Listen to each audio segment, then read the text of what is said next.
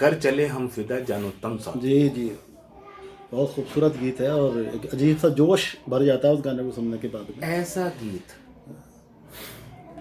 मैं समझता हूँ पूरी फिल्मी जगत में किसी दीगर शख्सियत ने नहीं गाया।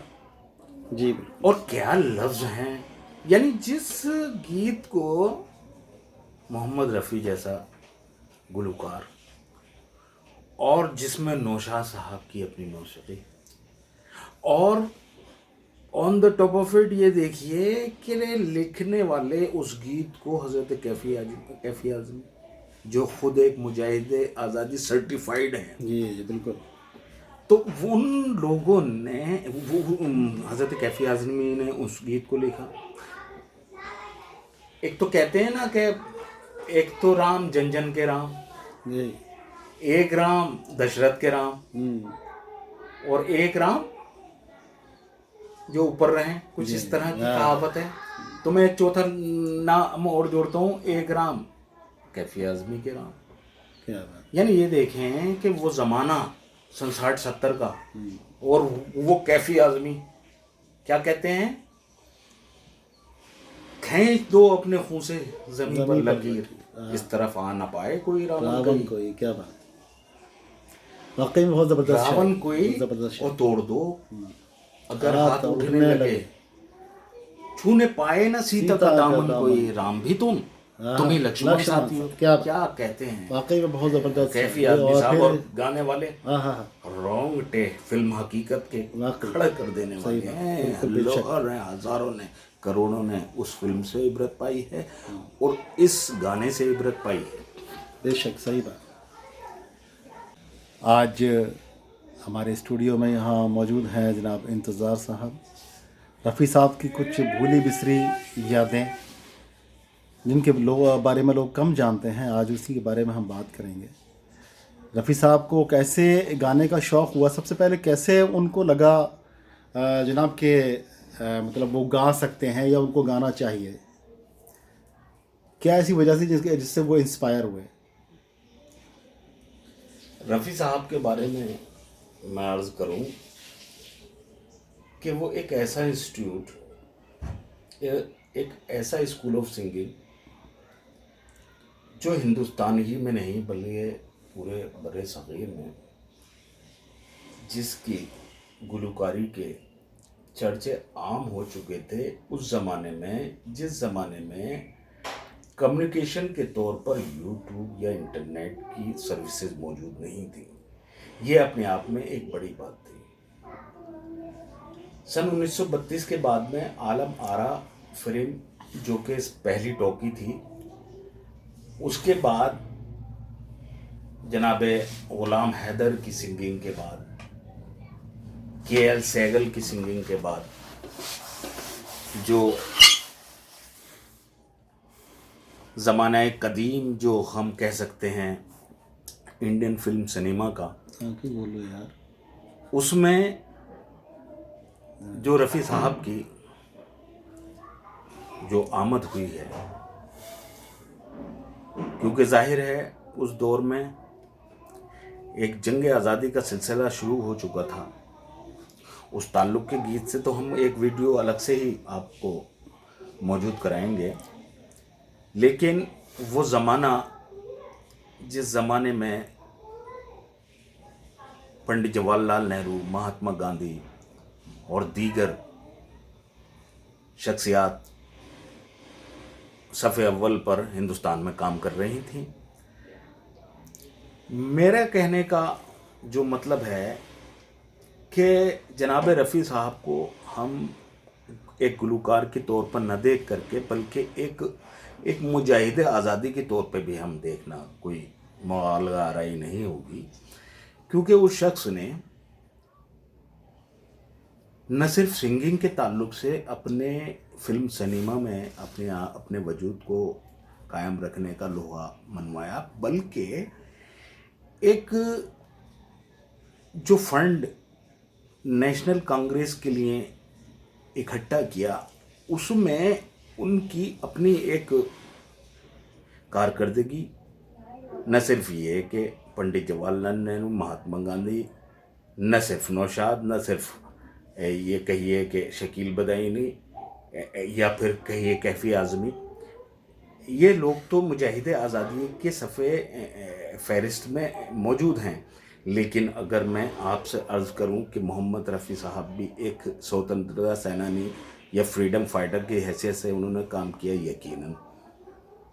अच्छा, यही बुनियाद है कि हम उन्हें भारत रत्न के मिलने की एक मांग करें, और ज़रूरी हो जाता है कि एक ऐसा शख्स जिसकी तारीख़ के पर्दे यानी तारीख़ के औराक अभी खोले न गए हों। देखिए, कुछ हिस्ट्री में ऐसे वाक़यात मौजूद हैं कि पूरे हिंदुस्तान में गर्दिश करते हुए पंडित जवाहरलाल नेहरू, महात्मा गांधी, शकील बदायूनी और Naushad, Shakeel Badayuni as a lyricist, Naushad as a musician और मोहम्मद रफ़ी साहब एज ए सिंगर, जगह जगह हिंदुस्तान के कोनों कोनों में अपनी सिंगिंग को पेश करते हुए, जाहिर है उसमें एक मरकज़ी हैसियत रफ़ी साहब की थी। वो गाते थे और वो फंड इकट्ठा किया जाता था, वो फिर कांग्रेस को दिया जाता था, वो फिर स्वतंत्रता सेना में उसका खर्च किया जाता था, तब वो जा कर के पूरे हिंदुस्तान की आज़ादी में एक वो फंड एक नुमाया किरदार अदा करता था। तो हम आज ये कहने के लिए मजबूर हमें करती है उनकी ये एक जो उनकी क्या कहिएगा अतहर साहब, जो उनकी कंट्रीब्यूशन है इन फ्रीडम फाइटिंग में। तो आज़ादी हमें न सिर्फ कतरे बहा करके, अपने तन मन धन से उसकी खिदमत करके, उस कॉन्सेप्ट की खिदमत करके हम मंजर आम पे हम इस जश्न आज़ादी को या फिर अपनी आज़ादी को सेलिब्रेट करते हैं। तो मेरा अर्ज़ करना यह है कि मोहम्मद रफ़ी साहब ने न सिर्फ सिंगिंग बल्कि एक मुजाहिद आज़ादी स्वतंत्रता सेनानी की भी हैसियत से उन्हें याद किया जाएगा, जिनके नुक्ते मैं आपके सामने अर्ज़ कर रहा हूँ। हालांकि वो इस ज़ुमरे में रखे नहीं जाते, इस ताल्लुक़ से जाने नहीं जाते, लेकिन उनकी एक हैसियत मुजाहिद आज़ादी की भी है। भारत रत्न मिलना सिर्फ ये नहीं है कि वो सिंगिंग की बुनियाद पर लेकर जाएंगे, वो इस बुनियाद पर भी लेकर जाएंगे कि उन्होंने इस पूरे बर्रे सग़ीर में एक हिंदुस्तान को आज़ाद करने में एक अपनी अहमियत पेश की। बहुत बड़े राज का इंकशाफ किया है आज आपने। ये इस पहलू के बारे में मोहम्मद रफ़ी साहब के कोई नहीं जानता था। आज एक ऐसा राज पता चला, जिससे आपने बताया कि मोहम्मद रफ़ी साहब ने स्वतंत्रता सेनानी के रूप में कार्य किया है और एक मुजाहिद को तौर पर आज़ादी के लिए बहुत बड़ा उनका कंट्रीब्यूशन रहा है। मैं ये जानना चाहता हूँ कि उस दौर में लता साहिबा भी थीं, तो क्या रफ़ी साहब का उसी दौर से लता साहिबा के साथ में मतलब योगदान रहा? लता साहिबा का क्या इसमें योगदान रहा? क्या उन्होंने भी रफ़ी साहब के साथ में अपनी सिंगिंग करके और पैसा जुटा कर कंट्रीब्यूट किया है? नहीं, इस मामले में मैं अर्ज़ कर दूं, लता मंगेशकर साहिबा की कोई इज़्ज़त व एहतराम में कहीं कोई कमी नहीं है, लेकिन अपनी अपनी जुस्तजू, अपने अपने इलाके, अपने अपने दायरे में उनकी अपनी बड़ी अहमियत है। लेकिन मैं इस बात को यहाँ अर्ज़ नहीं करना चाहता, लेकिन मोहम्मद रफ़ी साहब के ताल्लुक़ से मैं ये कह सकता हूँ, एज ए मेल सिंगर उन्होंने ये काम किया था, जिनकी रिकॉर्डिंग आज भी मौजूद है। मैं किसी ताल्लुक़ से उसको यूट्यूब पे लाने की कोशिश करूँगा कि उन्होंने ज़ाहिरी तौर पर पूरे इस बर्रे सग़ीर में, मतलब एक हिंदुस्तान में, एक साउथ एशिया में, जो उन्होंने घूम घूम कर अपने किरदार को पेश किया। हालांकि ज़माना लता मंगेशकर का वहीं से शुरू होता है, अराउंड 1940, तभी से दोनों ने गाना गाने की अपनी पहल शुरू की थी। लेकिन उस दौर में मिस्टर सहगल और मिस नूरजहां का अपना दबदबा था। बहरहाल वहाँ तक आते आते सिंगिंग के लिहाज से हमारे मोहम्मद रफ़ी साहब ने बड़ी मेहनत की। और जहाँ तक मवाजना किशोर कुमार या सहगल साहब का है, वो अपने आप में एक जैसे कि मिस्टर सहगल साहब की बात की जाए तो वो अपने आप में एक स्कूल थे और काम करते थे। वो सिर्फ अपनी सिंगिंग के लिए बड़े मोहतात थे और बड़ी रिजर्व शख्सियत थे। और उसके बाद मोहम्मद रफ़ी साहब जो थे वो अपने आप को वर्सटाइल, अपने जो इक़्तिदारी नेता थे या कहिए उस दौर के जो सफ़े अव्वल के सियासतदान थे, वहाँ तक उनकी रसाई रहती थी। और कभी वर्सटाइल या उनकी वसीउन नज़र होने की जो कैफियत है, हम आगे इंशाल्लाह। अच्छा, एक चीज़ सुनने में आती है कि पंडित नेहरू जो थे वो रफ़ी साहब को अपने बेटे जैसा समझते थे, और उनकी जब मौत हुई तो एक गाना उन्होंने रफ़ी साहब ने गाया था, मेरी आवाज़ सुनो, और उस पर गाने में की रिकॉर्डिंग में वो कई बार रोए थे। वो क्या वाक़या था, ज़रा बताना चाहेंगे आप उसको?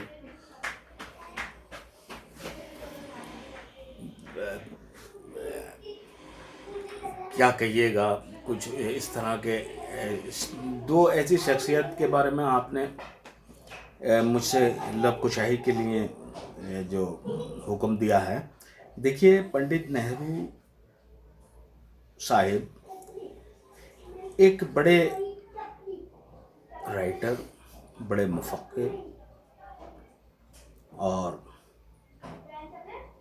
उन्होंने अपना ज़िंदगी मुल्क से बाहर एक तवील तजर्बे की एक जो उन्होंने अपनी सियासतदानी में दूरअंदेशी को इस्तेमाल किया है, वो एक राइटर भी थे, एक सियासतदान भी थे, एक फ़नकार को, फ़न को पहचानने की कला भी उनके अंदर मौजूद थी। लिहाजा उन्होंने रफ़ी साहब को चुना। तो रफ़ी साहब को कई बार उन्होंने अपने बेंगलोर में बुलाया और कुछ सुनने की गुजारिश की, क्योंकि रफ़ी साहब भी जानते थे कि उर्दू के हवाले से, फ़ारसी के हवाले से जो नेहरू जी की शख्सियत थी वो कम इल्म शनासी नहीं रखती थी, बल्कि वो फ़ारसी और उर्दू के ताल्लुक़ से बहुत कुछ जानते थे और समझते थे। तो उनके बुलाने पर जब मोहम्मद रफ़ी साहब उनके पास पहुंचते हैं तो न सिर्फ उन्होंने गाने फिल्मी सुनाए उन्होंने, बल्कि वो गज़लें मिर्ज़ा गालिब की पेश की जो जिनका पंडित नेहरू जी अंदाज़ा भी नहीं लगा सकते थे कि आज वो सुनने को मिलेगा। लिहाजा इसी ताल्लुक़ से बहुत से उनकी आपसी जो ताल्लुकात थे वो इस तरह के थे कि वो उन्हें अपना फैमिली मेम्बर समझते थे, और वो जहाँ भी इसी ताल्लुक़ से, सिंगिंग के ताल्लुक़ से जाने को कहते थे, लिहाजा वो उनके साथ हो जाते थे। अच्छा, एक चीज़ और सुनी जाती है रफ़ी साहब के बारे में, लोग कहते हैं कि बहुत ज़्यादा सॉफ्ट हार्टेड थे और नेचर से बहुत ही अच्छे इंसान थे। तो ये कहाँ तक सच्चाई है, और कुछ कोई वाक़या आप उसका बताना हमें बताएं तो बहुत अच्छा लगेगा कि रफ़ी साहब के ये सॉफ्ट हार्टेड के बारे में काफ़ी लोगों से हमने सुना है, तो कितना कोई ऐसा वाक़या है जो ये दिखाता हो कि वाकई रफ़ी साहब बहुत ज़्यादा सॉफ्ट हार्टेड थे? जी, देखिए, सॉफ्ट हार्टनेस की ऐसी सैकड़ों मिसालें मिल जाएंगी। देखिए, हम उनकी मिजाज को पहचानने के लिए उस दौर में या उनकी ज़िंदगी में तो नहीं रहे, लेकिन कुछ चीज़ें हमें इतराफ़ से या हिस्ट्री से इस तरह से मिलती हैं कि जो लोग उनके साथ उन लोगों ने बिताया, चाहे उनके वो प्रोफेशन के हों या उनके साथ ज़िंदगी क्यों ना हो, यानी उनके सॉफ्टनेस का, यानी खुश अखलाक़ी का ये आलम था कि आम तौर पर मिस्टर सहगल साहब हों, मिस्टर किशोर कुमार साहब हों, अगर ये अपना कोई भी प्रोग्राम बैरूनी मुल्क में या किसी भी स्टेज प्रोग्राम कहीं जाने आने में एक लंबा वक्त लगता था बाहर जाने आने में पहले, तो सो साजिंदे उनके नज़दीक बैठते थे, उनके नज़दीक खाना खाते थे। ऐसी मिसालें उनकी खुश अखलाक़ी की हमें मिलती हैं, खुश मिजाजी की हमें मिलती हैं, और दिल से इतने सॉफ्ट हार्ट के अगर उनके सामने ये बात आ जाए कि ये गीत आपको गाना है या मिस्टर किशोर जी को गाना है, तो हमें दसहा मिसालें ऐसी मिल जाती हैं कि वो बड़ी इज्जत करते थे, कहते थे कि ज़रूर किशोर कुमार इस गाने को गा सकते हैं और बड़े आराम से गाएंगे, बहुत खूबसूरत तरीके से गाएंगे, लिहाजा वो गा लें। जी जी। अच्छा, किशोर कुमार भी उनसे बहुत ज़्यादा मोहब्बत करते थे, ऐसा कई बार सुनने में आया है कि किशोर साहब ने भी कई बार कहा कि भाई ये गाना मेरे बस की बात नहीं है। देखिए, ये कहना भी बहुत बड़ी बात होती है किसी सिंगर के लिए कि ये गाना आप रफ़ी साहब से गवाएं तो ज़्यादा बेटर रहेगा, और फिर उस गाने को रफ़ी साहब ने गाया है, कई बार ऐसा भी हुआ है। देखिए, किशोर कुमार साहब के लिए ये बात कहना कि साहब वो उन्होंने कभी ये कहा होगा कि मैं ये गाना नहीं गा सकता, रफ़ी साहब से पूछ लीजिए गा सकते हो या नहीं गा सकते हो, ग़ालिबन इस तरह की बात हमें सच्चाई के तारीख़ में मुझे नज़र नहीं आती। अगर ऐसा उन्होंने कहा होगा तो यकीनन उन्होंने कहा होगा। बहरहाल किशोर कुमार साहब ऐसी शख्सियत नहीं थे कि उन्हें कोई भी फिल्मी दुनिया का गाना दिया जाए और उनसे गाया ना जा सके।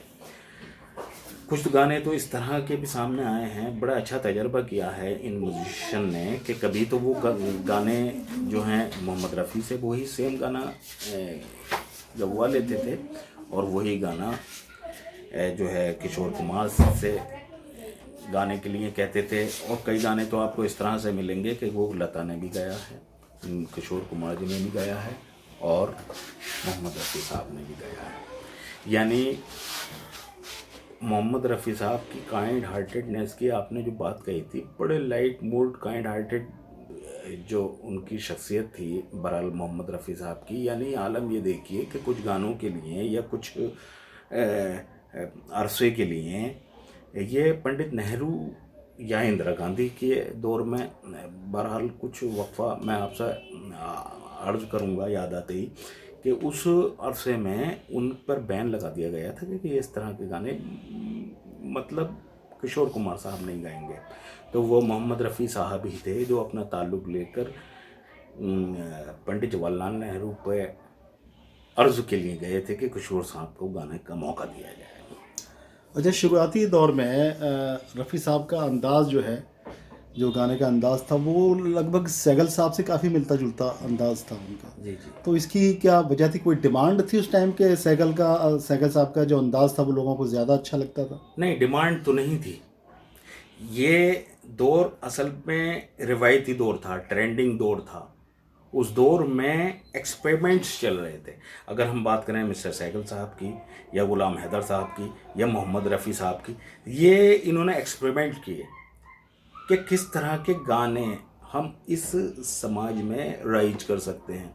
उसकी वजह यह है कि टोकी आप सब लोग जानते हैं कि 1932 में शुरू हुई, तो हम ये बात कह सकते हैं कि ट्रेंड जो था वो किसी तरह का नहीं था, किसी तरह की रिवायत लिरिक्स की सिनेमा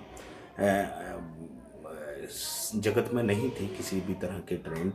सिर्फ गाने जो गाए जाते थे या तो दरबारों में गाए जाते थे क्योंकि दरबार मौजूद थे, नवाब मौजूद थे, रियासतें मौजूद थी।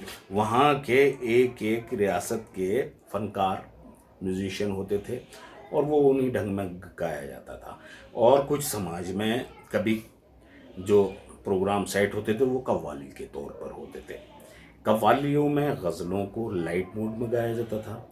लिहाजा मेरा जो मानना है और जहाँ तक मैं समझता हूँ उसकी वजह और उसका बेस म्यूजिशियंस का अर्ली पीरियड ऑफ सिनेमेटोग्राफी में आना और अपने संगीत को लाना और उसमें गायन को इंट्रोड्यूस कराना।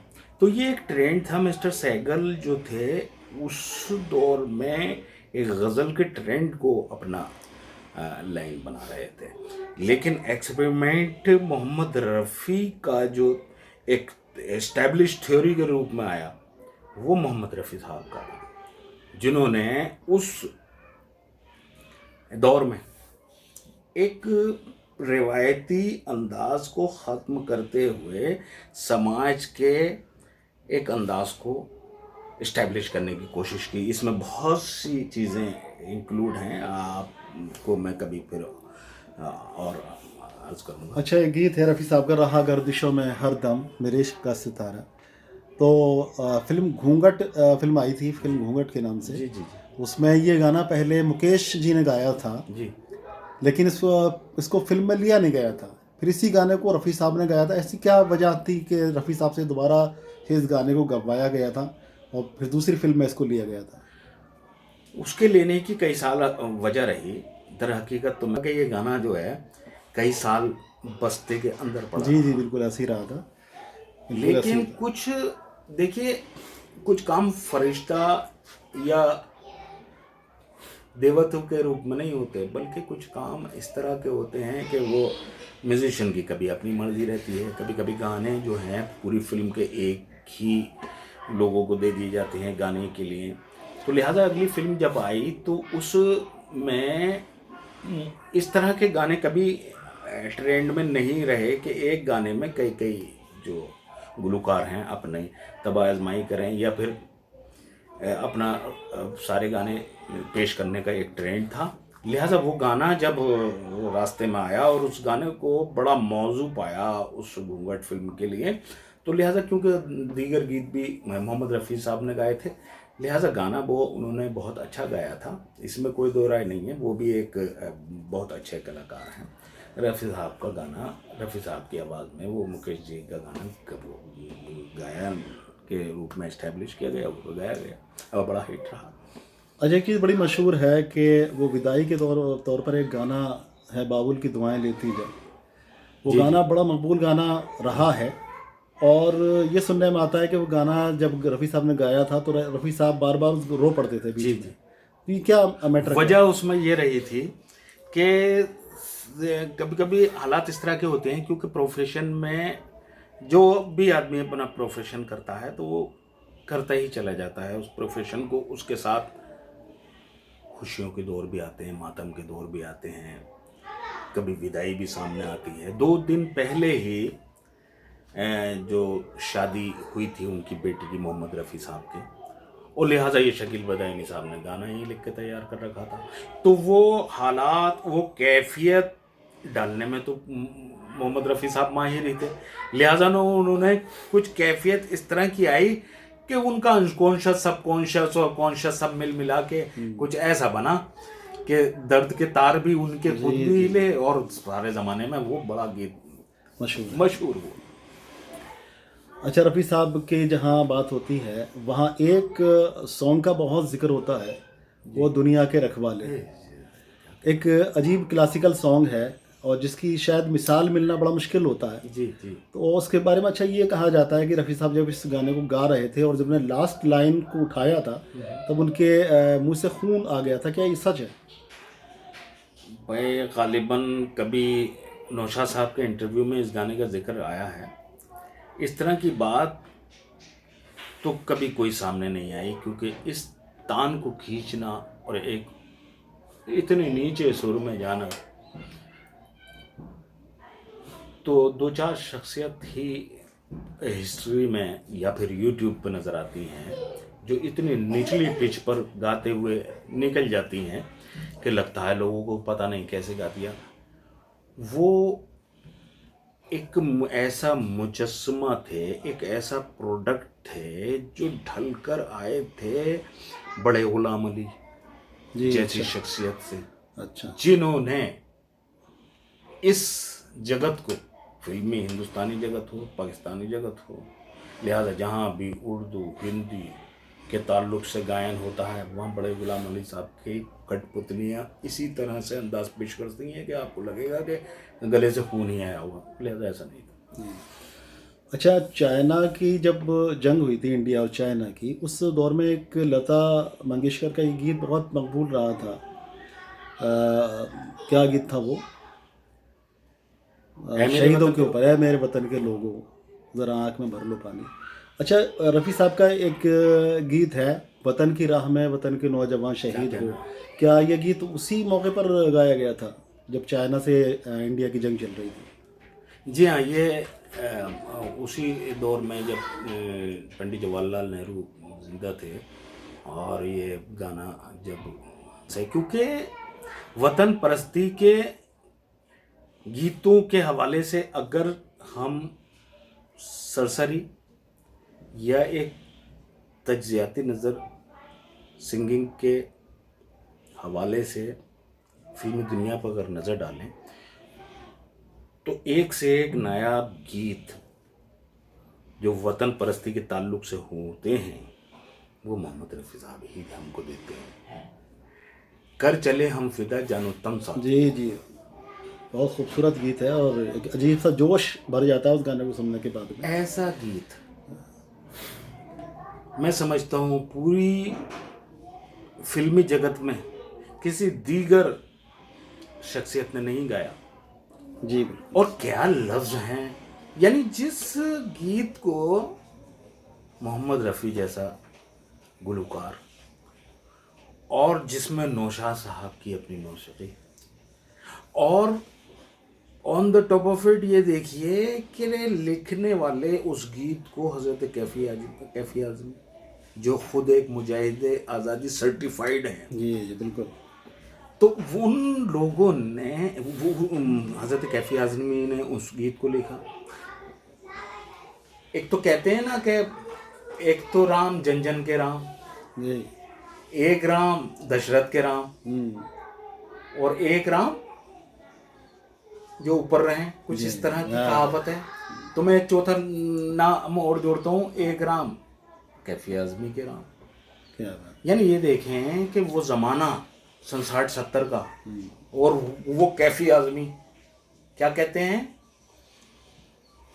खींच दो अपने खून से ज़मीन पर लकीर, इस तरफ आ ना पाए कोई रावण कोई। क्या बात, वाकई में बहुत ज़बरदस्त है। रावण कोई ज़बरदस्त और तोड़ दो अगर हाथ उठने लगे, छूने पाए ना सीता का दामन कोई, राम भी तुम ही लक्ष्मण साथी हो। क्या कहते हैं, वाकई में बहुत ज़बरदस्त कैफ़ी आज़मी साहब और गाने वाले रोंगटे फिल्म हकीकत के खड़े कर देने वाले हैं। लोगों ने, हज़ारों ने, करोड़ों ने उस फिल्म से इबरत पाई है और इस गाने से इबरत पाई है। बेशक, सही बात।